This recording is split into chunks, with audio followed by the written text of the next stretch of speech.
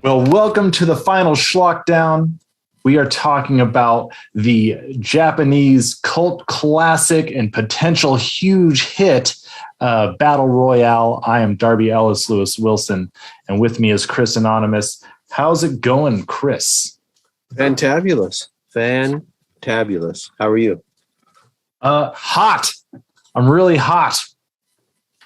I live in a place with very little air conditioning. So if you see me melt, that's why. Anyway, we are talking about Battle Royale. It came out in 2000. I believe, correct me if I'm wrong, it wasn't like officially released in the US until 2010. And I believe it made its way here in certain capacities, but this movie is so controversial that it was really kind of limited in a lot of different countries and even Japan to an extent, but that just grew its popularity. The reason it wasn't released in the U.S. It came out in 2000 and 1999. The Columbine shooting tragedy had happened. And so there was probably some reluctance to that. But from what I understand, there's actually maybe just also some contractual issues with that, with distributors. I think they wanted more money than what the distributors who could distribute it for that price would want to pay for such a controversial movie. So it took a while for it to get released. It was a big hit and still is, as I said, a cult classic. It costs about $4.5 million to make, and it's made an estimated $30 million. And it was Japan's highest grossing film in 2001. So this wasn't while it was a cult classic, it wasn't a like under the radar film by any means. So it's my second time viewing it. Chris, you've seen this before, correct? Yeah, I want to like in the late, maybe 2010, 2011. Okay. I saw it somewhere with some friends and we saw the subtitle. And then this is my second time doing it too with the unfortunate dub, which we'll talk about later. So you told me once that you had some friends that like you would get together and you would watch really weird foreign films with. Is that right? Yes. Yeah. Was this one of them? Like no, this would have wrong time period. Wrong time period. This would have came out toward the end of us watching a bunch of movies, but we wouldn't have been able to get a copy of this. So that would have been like late 90s to early 2000s. So this would have just came out and we would have wanted to see it, but right. I did not watch it with them back then. Yeah, I think I watched it around the 2010, 2012 time period. A friend, it was on Netflix and a friend said, hey, we need to watch this. It is the movie that they based The Hunger Games off of. Right. So yeah, this is an interesting movie. There's lots of touchstones with it. Getting into the web of schlock, kind of how it unfolds. The director, which unfortunately I'm not super familiar with him, but Kinji Fukasaku. So I think I'm saying it wrong, but he has like 68 movies credits on IMDb and been making them for decades and decades. This was his final movie. He had started Battle Royale 2 and he had filmed one scene of it and then he passed away and then his son took over and finished the film. And his son Battle Royale 2. Yes, Battle Royale 2. So the son wrote this one and Battle Royale 2 and then took over directing Battle Royale 2 once Kinji had passed away. But I definitely want to delve into his catalog more. You'll notice Girl 13. Let's see if I can say your name right. Chiaki Kuriyama. Okay. You might recognize her from film Kill Bill. Mm-hmm. Yep. So because of this performance, Tarantino wanted her, and she was in both Kill Bills.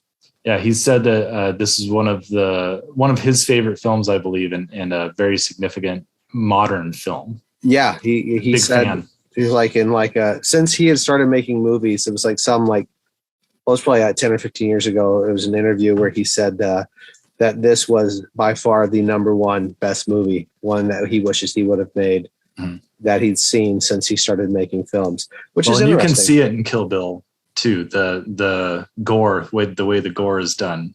Yep. And then I have to mention Takeshi Kitano or Beat Takeshi. He was the teacher in this movie. Mm-hmm. And he is a cool actor, a writer, director, just this cool dude. Some really cool movies in the 90s that we did see with my group of friends back then. Fireworks, Sonatine, just some really fun, cool cinema. So it's just interesting to see like all these separate talents kind of converging on this, because this was a hot property. This was a huge novel in Japan, and like everyone was fighting to be in this movie. Yeah, I believe so. I believe the novel came out like the year before. So it was a big deal, right, for it to get this much push behind it to have a movie made. I can't remember the exact number of people who auditioned for the movie, but it was well over 1,000. It may have been like 2,000, and then they narrowed that down to like 800. And then I think they put them through some sort of like rigorous physical training or whatever to see who could cut the mustard. And then they narrowed it down to the class that we see in the film. Trying to think of other properties where like the book was this just huge hot thing, and then the movie came shortly after. I mean, that was like a year span or maybe 2 year span. So that's pretty quick there. I remember Fight Club. I don't know the actual span of years, but that felt like it was this book everyone was talking about. And then the movie was out, and it was also this huge thing. Yeah, I can't think of anything off the top of my head. Like maybe Harry Potter. Just start throwing things out. Yeah.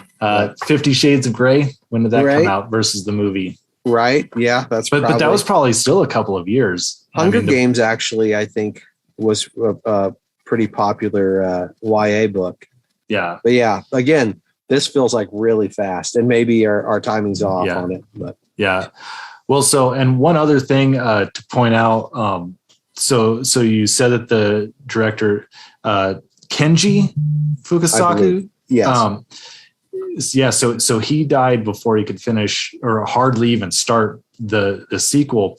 But I think it's significant to note, I mean, we danced around it a bit, but he was 70 years old when he made this movie, which is awesome. And I think that is pretty wild, like to make not only just like this very violent, somewhat socially subversive movie, but it's also like kind of a young adult property as well, right? It's about like high school kids. You know, I've seen in like some chat rooms and places people saying like best teen movie, and I mean, you have to qualify that, but yeah, you know, it's got elements of Heathers in it. You know, there's lots of the violent teen movie is a thing. Yeah. So before we go on, I want to tell everybody, be warned from this point on, we have spoilers. We will spoil this movie, and we'll potentially spoil other movies as well. Is it because you don't have AC? Yeah, everything just goes bad in here. It just sweats and rots and spoils. So be forewarned. If you're watching on YouTube, please like, comment, subscribe, and help us grow the channel. We watch everything on Tubi. 99% of what we watch is on Tubi, unless we're doing something special like a Schlockbuster review. But we do that so that you guys can also watch the movie with us, because we want you to join in the conversation. So please comment if you have anything to say, if we get anything wrong, or we're just way off base, or you want to add to the conversation.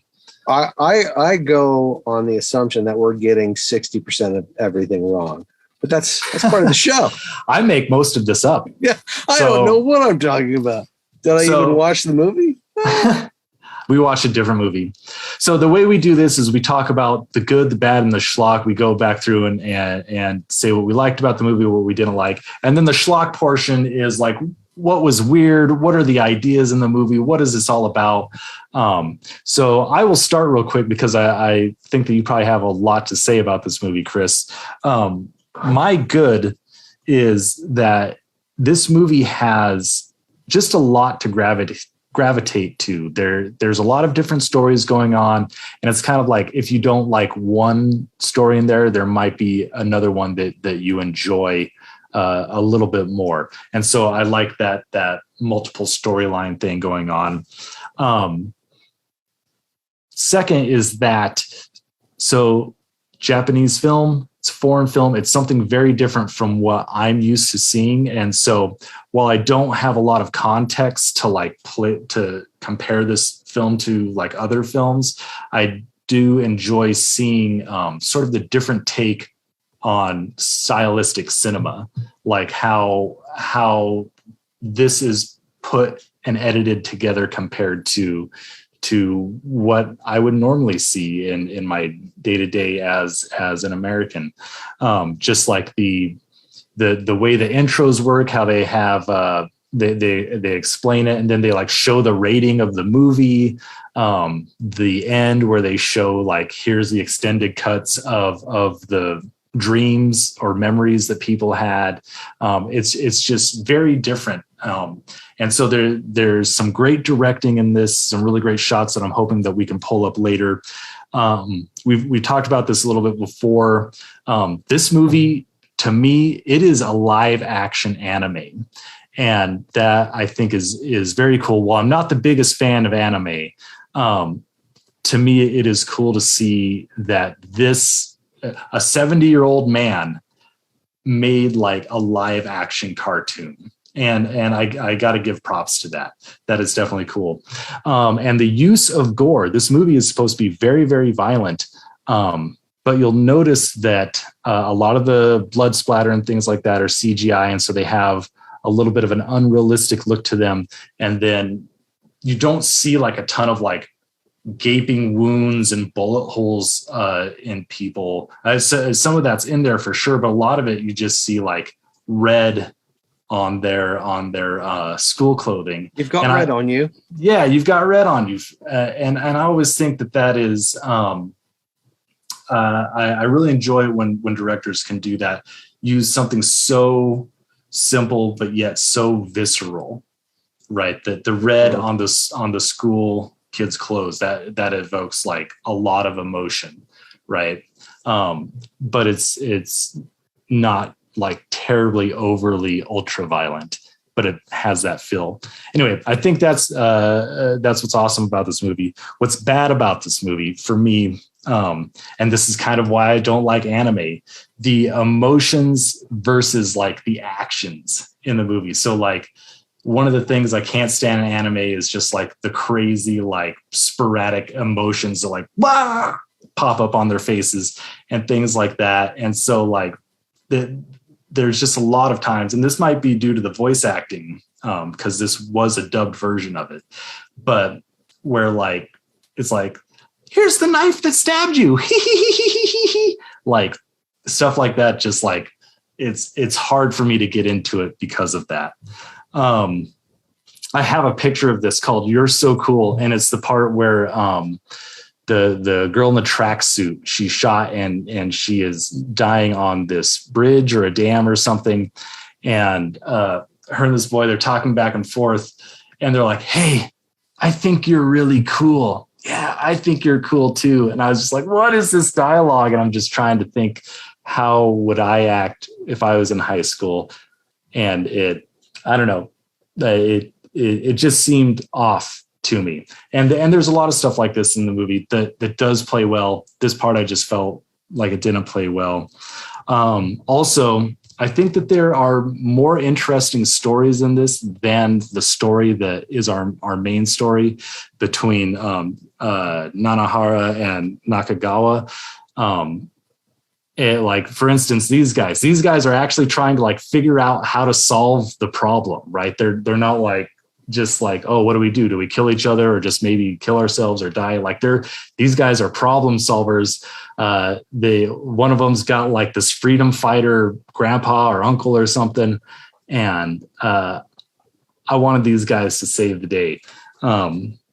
And so also I think my final bad thing is I think the premise is slightly confusing. Like it doesn't seem like the world that they've set up for us is that bad to warrant this type of I don't know, civic execution. I don't know what you would call it, but that's something that we can talk about later in Schlock. So things go back and forth for me. There's a lot to talk about this movie. I will throw to you. What's your good and bad, Chris? I'm going to start with bad and then we'll go to good. So again, it's hard to talk about the movie and or the experience of watching the movie on Tubi. And so two of my bads are not this movie's fault, but I hated the dub and the transfer was awful. Okay. And both of those really took me out of the experience. The third bad is something kind of you said, it can be confusing. And I think part of that, I would say most of that, I'll put on myself because I do not fully understand or come from that culture. So there are lots of nuanced things that just go over my head. Mm-hmm. But I agree with you. It felt very extreme for the world we were shown beforehand. And I've thought a lot about that and I have some ideas on that. But so it's confusing. And it's not like confusing like you don't understand what's going on. Like it's a very simple movie in a lot of ways, which is kind of one of the best things about it is just how pure it is once it gets in there. But yeah, a little confusing in parts. So the good. I do love the style, the direction, the aesthetic of it. Very anime, like you pointed out. I love the flashbacks, and I love how the flashbacks come in because they come in and inform a character just before or just after something significant happens with that character, and it's an interesting way to give a lot of information about character in a very short time. And if you did this once or twice, I would say it doesn't work. But it's constant throughout the whole thing. Like that's another part of the movie. And it makes it feel like all these characters have their own lives and their own worlds.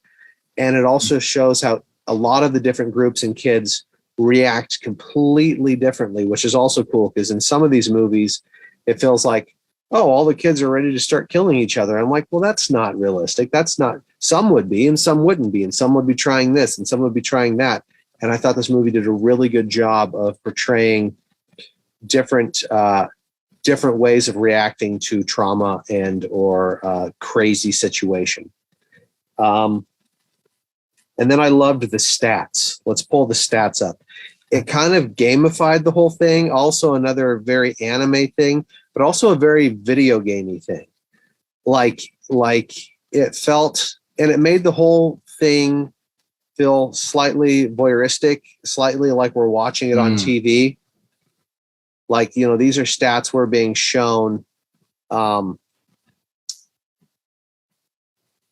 there has been commentary about how this movie is perhaps a comment on Japan's move to reality TV and what that could potentially become like. Yeah, and so this is taken to an extreme, but it's just dark for me to say this, but it's fun. Like having the stats pop up right afterwards is a very gimmicky thing to do, but it totally works and it sets a tone that I love. And so that's my good. And then we can hop into the schlock and dissect it. Yeah. Well, so yeah, let's talk about the dub for a second. You hated the dub. When I saw this movie originally, it was just in Japanese, and I just had to watch it with the subtitles. And admittedly, it was like midnight when I was watching this, And so I was very tired and had a hard time keeping track of it. And for me, just trying to read things, like it makes me lose a lot of what's going on in the film anyways. So you don't want to hear a dub because you want to hear the actors, the original actual actors' performance. But for me, just trying to follow this story and all of these different characters and having to read it, I lost a lot of that anyway. And so watching it with this dub, and I said this before the show, that I'm pretty sure that the voices in this are like anime voice actors. Like I feel like I've heard them before. And so that to me just set an entirely different tone or maybe even experience for this movie to like really take in, like, here's maybe more of what I'm supposed to be getting out of it. So I understand the desire for a dub. I prefer subtitles, but I totally get that. But there are good dubs and there are bad dubs. Yeah, for sure. And they could have. It felt like this was some old dub when it first came over that they just like, well, we got to get something done. Right. It didn't feel like they put a lot of effort into it. So had I watched this movie with subtitles in the last year and not, 10, 12 years ago, I would probably have a different experience, because a crappy dub can be really fun late at night with a group of friends because it's almost like getting a Mystery Science Theater light. Yeah. Because they're not making jokes at the film, but it becomes this weird jokey thing, but not quite. And you can still enjoy the film, but only if you've know the film and have seen it before, when it's a good film. If it's throwaway, then it doesn't matter. But this is I feel a good film. And when I wanted to revisit it, since it had been so long, I wanted to see it in its original form. And so that was disappointing, but I can see where you would have fun with it, and watching it through the idea of as an anime, it does have that sort of feel. Yeah, it just changed the context of the movie for me. While I don't know much about Japanese cinema, I think the most I could say is like I saw Seven Samurai once, but great movie. I have seen a bit of anime, and so it just made me. It gave me like an anchor point to judge the movie from. So I guess we both talked about this in our bad, and I don't know if it's completely bad for me, but let's talk about it more. Let's dissect it. The idea of it's this kind of dystopian future, and it's a totalitarian government, and they have these Hunger Games, these battle royales, where they take a class of kids and put them on an island and make them fight to the death. But the world we see beforehand, except for the one kid cutting the teacher in the leg, it doesn't seem that crazy or bad. Right, not enough to justify these battle royales. Yeah, I got a picture of that kid called Delinquents. The kid that cut the teacher, I went back and watched that a couple of times. In fact, it looks like it was an accident and that he was like running from something. And this picture right here, it's part of a flashback. It's our kind of main character and then his buddy that maybe kind of inadvertently instigated all of this by cutting the teacher with the knife. And these guys, I mean, look at them. They're sitting in their bedroom playing guitar. He's got a stack of comics next to him. They're in bunk beds. Like, these don't seem like the hardened criminals that you would make some sort of Purge-like game. Right. And we cut to them playing basketball all the time. And it's not like some weird dystopian severed head basketball, right? Or it's a bomb like that explodes when it goes through the if you don't make a point soon enough. But here's something I want to address. When I first started watching it again, going back to to our narrative with our show, it reminded me of Class of 1999. Okay, go on. Where it's another kids are out of control in a near future, and we have to do something to rein them in. Mm-hmm. And so their thing in that movie is to have robots come and teach and then kill the students. Yeah. But when you look at the beginning of that movie, that is crazy. That's like Mad Max meets, they have this huge gun battle before they even make it to school. There's like a big chase gangs scene that control areas, and like everyone's got weapons, and like that's the kind of future that would justify a Purge, Hunger Game type scenario, right? Yeah. So, but I think that plays to the benefit of this movie because it makes it scarier. Mm. If this is a totalitarian government and they're saying that youth is out of control, therefore we're going to pick one class a year and have them fight to the death. And then we look at these kids and we're like, they're just being kids. Like, yeah, he shouldn't have cut them. And maybe they're acting up a little bit, but they're not. It shows us like a normal world of teens and teen angst, right? And so when you have a overreaction on the government's part, it makes us really root for these kids, and also it gives us kind of this off-kilter bewilderment of like, wait, this is really happening? Like, this is what they're doing to us for this? Like, the crime doesn't fit, the punishment doesn't fit the crime, and that makes it scarier to me. So I think that might be a good thing. Bring up the picture about Class V and the teacher. The crime fitting the punishment. What did these kids do? Like when it showed what their offense was, and it's written on the board, taking the day off because we want to. Class B, right? Like, which at least they were thoughtful enough to do that. They like showed up at some point. Right. And it's funny that you bring up Class of 1999, because that was something that really bothered me in that movie was if these are like such delinquent people, why are they even going to school, like, to begin with? Right. Why are they even there? But I like that you bring up that, no, this is supposed to be like kind of an innocuous offense that the government would do something like this. Mm-hmm. And I read that Fukasaku, the director, so apparently when the reason he wanted to direct this movie is because it reminded him of when he was a kid and he was working in a munitions plant during World War II.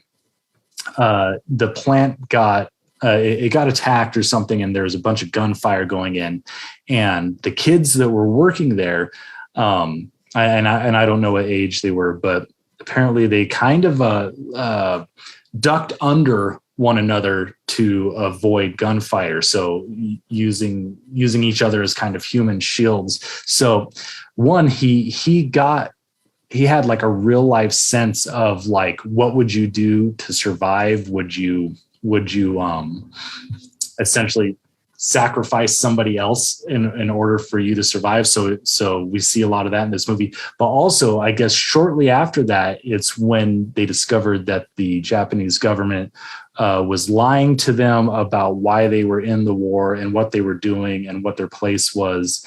And that I think is really interesting. It brings out this idea that there is the possibility of the government using children in some ill manner that will cause violence to them, that they would lie to them and pit them against each other. Like this could potentially happen. And so yeah, I think that maybe in a way that does make it a lot scarier. And based on the experience of the director, it doesn't seem like it's that far off from reality. I mean, I think I think we're maybe at least like 2 years away from the Hunger Games, but when this movie came out, it's like, hey, societies aren't always nice to you. Governments aren't always nice to you, and they could potentially do something really dark and evil. Yeah, and it's just putting that. It's interesting to have these teens put in this situation that there's no good way out of. Right. Yeah. Well, except for our hacker guys, those guys, they're my dudes. They were the only ones that were like, how are we going to get out of this? Right. Without killing anyone or killing ourselves. Yeah. So it was, and again, it was just fun to see all the different aspects. Like it was like a bunch of separate stories held together because they were all at the same location, which is it's a cool storytelling technique. So. Well, and let's get into like the reactions of the characters in this.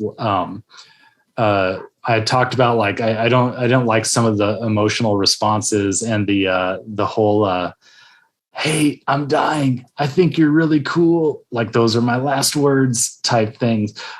I said that I didn't like that, but a scene that I really did like was the poisoning scene, where that was a great and I call it the tenuous relationships of teenagers.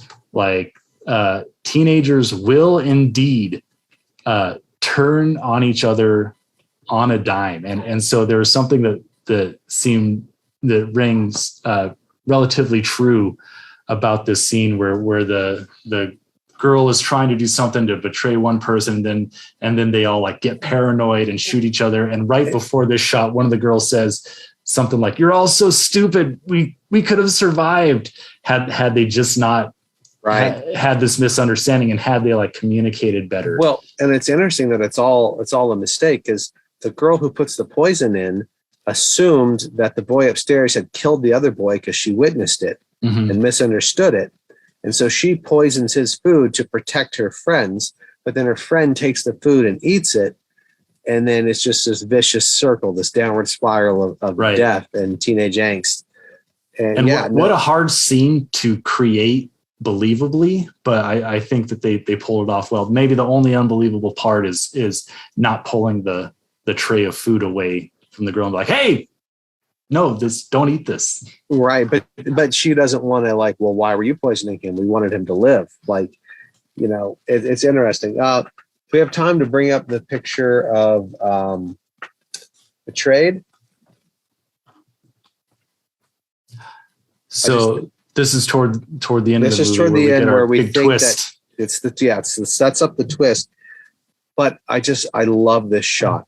And like it's so cool how it sets everything up and like kind of encapsulates the movie of like, and again, that idea of like the fickleness of youth, right? And like churning on people who you think you can trust, and how it's framed left and right, and then there are the waves breaking on the rocks, and you really think that like, oh, he was just using them. And then the twist comes. Well, because of the previous scene that we were just talking about, the friend betrayal, it makes this totally plausible. There's so many little moments like this in the film that are just really cool shots or really cool ideas for scenes. And it's one of those things that I can't even comment on the movie, even though I've seen it twice. I want to see it like a third or fourth time before I can really wrap my head around everything that's going on. I feel like I'm missing a lot, and therefore I can't speak to it completely. Well, so this is a great example of it, of just the little bits and pieces in the movie that I'm surprised I even caught this watching it this time. But so this is the picture that is taken of the kids in the bus, our two main characters. And the kid in the picture, right, he gets the picture taken of him and he says, "Hey, I'm barely in it." And then we see the picture later, and his head is chopped off on the photos. It's like cropped out of the photo, and where it is, it's all bloody. He's the first kid to have his collar blow up. In fact, maybe the only kid to have his collar blown up. But in that demonstration, right, it more or less blows his head off, right? And so that's just like a dark bit of humor, right there. And there's so many little moments, like when the teacher's eating the cookies, Mm-hmm. and this is the last cookie, but the soldier tries to take him at one point in time, and I'm like, you wouldn't even need to have those. There was no reason to bring those in from the bus, right? But it's this really cool callback that really just makes you stop and look for details, sort of like, oh, okay. Well, and so maybe our last thing, let's talk about the teacher for a sec. Okay. What was his deal? So did he have a crush on Nakagawa? No. Or what is that a cultural thing? I don't know. No, it is the key to understanding that, at least to me, is the phone call toward the end with his real daughter, who is really mean to him. Yeah. She hates him. This is a student, out of all the students who hate him, who's nice to him and likes him, and they have something in common. So I believe that he feels that she is like a surrogate daughter. Mm-hmm. That he feels like he wishes this were his daughter. So I think that's why I think he was kind of helping her out behind the scenes a little bit. That's why he wanted her to win. There were lots of different things, but I think he felt bad that she was part of the class. Not bad enough to not bring her into it, but she got caught up in this whole thing. Correct. And so I just can't help but wonder, like, what is his deal? Like, how is it that he was able to be a part of this? Like, they have another teacher in the class who is killed. And he like this teacher, he disappears and then he shows back up. He's got them in the Battle Royale. He's apparently, I don't know, in charge of the military because he can make them not have any of his cookies. Yeah, I think the teacher is in charge of the whole thing. I think the military during this operation answer to the teacher. I think the one teacher was killed, and I think the other teacher kind of like said, "Hey, I can step in," because he wanted revenge on this class because they played hooky and one of them cut his leg. So you're going with the picking this class B truly was random. The teacher that was with them, he didn't want to go through with this, so they killed him. The teacher that had been slighted by the class, he stepped in, and by default, being the teacher of the class, he has some sort of command power over the operation. Yes, except for he also might have kind of steered the government into choosing that class. Like, it was still random, but I think he might have had some behind the scenes, like, hey, you should pick class B. And then the teacher of class B is like, no, they're good kids. So he kills that teacher and then he takes over. So I don't feel it was completely random in their choice, but maybe it was. Again, it's something that I'd have to watch it again and really get caught up in the movie. It's so visceral and fun and just crazy and over the top that a lot of those things fall to the wayside. So I could be totally wrong, and I'd rewatch it and be like, oh no, this is what I think now. So, well, like it or hate it, it's definitely a movie that you have to rewatch if you want to really understand what's happening in it. And there is the sequel. Perhaps we'll have to watch that sometime. But this is all the time that we have. I get to pick the movie this time. What is it? It's not Battle Royale 2. It is actually a John Cusack flick, because I just remembered that I love John Cusack, and it is 1408. It's about like a haunted hotel room. Okay. So anyway, you can watch it for free on Tubi. I am Darby Ellis Lewis Wilson. This is Chris Anonymous. We have been compelled by Schlock, and we will see you next week. Bye, everybody. Schlocky, schlock, schlock, schlock, schlock, schlocky, schlock, schlock, schlock. I am